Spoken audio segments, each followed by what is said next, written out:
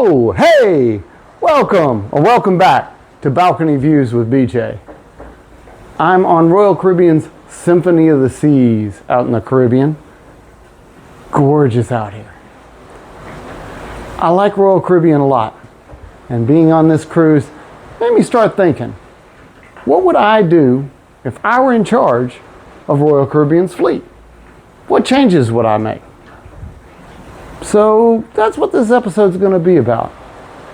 It's going to be the top 5 things I would change if I were Michael Bailey or anybody in charge of decision making at Royal Caribbean. So, number 5, the photo package. I actually like the photo package. I get it quite a bit. I know I see a lot of people on Facebook ask, well, is it really worth it? And all of that. You know, if you use it right, it really is. I like to do a lot of group cruises with family, and it can really be worth it. But there's one drawback to it. When you buy a package, they make you buy the package for your cabin. So if you want all the pictures, somebody from your cabin has to be in it. Now, in this particular cruise, I'm in a cabin with my wife. We also have a cabin for our son and his girlfriend, our daughter and her boyfriend, and then my mom and aunt. Well, the problem is, if I want just a photo of my daughter and her boyfriend, or my son and his girlfriend, then that can be a problem. They don't include those. And in fact, if you talk to them nice, they might be able to finagle something for you. But in general, they're just not included. I don't know why. They're all linked cabins, and in my opinion, they should be included. Now, I'm not saying that it has to be free. I mean, if they want to do a surcharge to link a cabin, I would be up for that as long as the surcharge wasn't too much. In general, the photo packages are a little bit pricey, to be honest about it. But you think about, they're professional photographers, they work hard, and there's a lot that goes into that. So I don't mind paying for that service, but at the same time, like, I was at the photo booth today. There was a guy that was friends with somebody. They wanted to do a photo book together. Now, like I said, Royal Caribbean staff will work with them. They worked with me, made sure that I was able to. We actually ended up with a short cruise because of a tropical storm. We got started a little late. So I had purchased a 100 photo package. I didn't have 100 photos because we were a day short and some other things in the family. So I didn't have 100 photos just on my room. So they worked with me and they made it happen. So I'm not saying that they're not trying real hard and they'll do a lot for you, but honestly, shouldn't have to try that hard. You should be able to do something to allow those cabins to be connected and have that photo package together. That's just my opinion. And if I were in charge, that's the number 5 thing I would change. The number 4 thing I would change, the app and the website. Absolutely. I'm a techie guy. I'm pretty decent around programs and software and apps and stuff like that. Now, I'm on the older side too, so I'm starting to get to the point where I don't really catch on quite as quick. At least the kids think that. But if it were me, I would definitely do something about the app and the cruise planner part of the website. It's just not as user-friendly or inclusive as it should be. That's just my opinion. I think there's a lot of things that you should be able to do on those that you can't, and other things that it's a little harder to navigate than, I don't know, maybe the IT department thinks it is. I would definitely have a talk with the IT department if I were in charge and see if we couldn't make that a little bit more user-friendly and better for the guests' enjoyment. Number 3, let's face it, if you've been on very many cruises are about eating, when we're going to eat next, eating around a show, and eating. If you've been on very many cruises, that's what it's mostly about. It's about eating and getting fat like me right now. We're near the end of my cruise, so I've got to go home and do my after-cruise diet. I already had my pre-cruise diet. Wasn't very effective.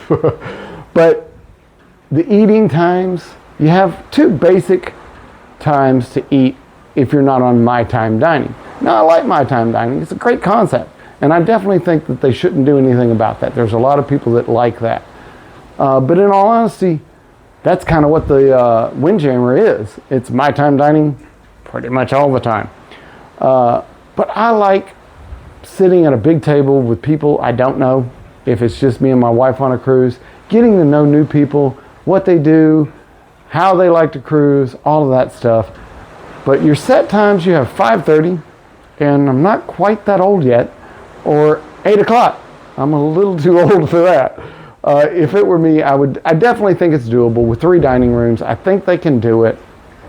I would like to have, say, a 7 or 7:30 dining time, as well as the 5:38. I'm not saying get rid of those. Definitely think they have their place.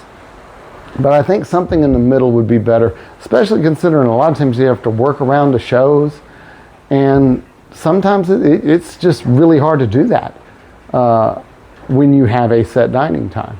So I would like to see a 3rd dining time in there to go along with that for dining and shows. If I were in charge, I would definitely make sure that all of the shows' times, scheduled times, were available a month or 2 in advance, so it was easier to set your times, to set a schedule. I'm a list maker, I'm a schedule person, and so is my wife, and it's a little tough to schedule around things when you don't know when they are. Now, I know there's a lot of sites like Cruise Critic. Matt on Royal Caribbean blog puts the cruise compasses on a lot, but like for this sailing, we're on Symphony, and we left in early June.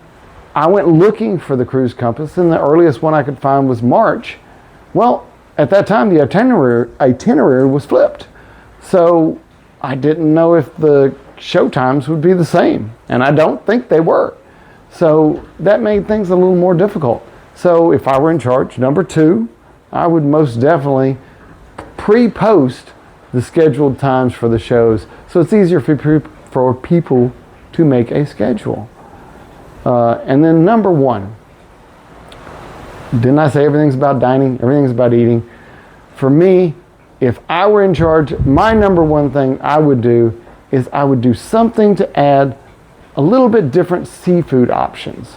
Now, in the main dining room, that's what I'm talking about, Hooked. We actually did Hooked on this ship, and it was really, really good. But in the main dining room, seafood options, you're on a cruise. You got all this water here. You want seafood, or at least I do. But the only seafood options most of the time are fish. And every once in a while you'll have a shrimp. I think there's a seafood linguine one night. I would love to see a little bit higher class seafood options, say stone crab claws or crab legs. Maybe oysters, I don't know. I'm not real big on oysters, but who knows? Somebody is. So if I could have like maybe the first formal dining night, they had stone crab claws, that would be high class. That would be formal dining. Honestly, the first formal night tends to get overlooked quite a bit. This cruise, I saw very, very few people dressing up for the first formal night. The second one with lobster, hey, that's what everybody's about. But not as many people were dressing up for the second one, or for the first one, which is the first sea day. I would definitely up the ante on that a little bit, do something a little bit above and beyond, and make some better seafood choices other than just fish, because there are a lot of people I think that are like me that don't really care for fish, but they do love seafood, crabs and shrimp and all the other things that, okay, not lobster, we got our lobster night, do something a little nicer, a little different, keep the other options. I totally understand why the menu is the way it is. I mean, I've been on 7 or 8 cruises, and I've seen now that the menu stays the same all the time. Well, maybe if there was just a little bit different options there, I definitely think that's something I would do. So that's my top 5. What would you do? What would be the 5 things that you would do, that you would change if you were Michael Bailey, or a decision maker at Royal Caribbean and getting to change what they do here. Now, obviously, yeah, we'd all like to say, I'm make it cheaper. Well, it's a business. We can't do that. I would if I could, but you know, that wouldn't last very long if we did that. But in the end, that's where we're at. Those are my top 5. I'm BJ. Those are my balcony views. I hope you enjoy your next cruise.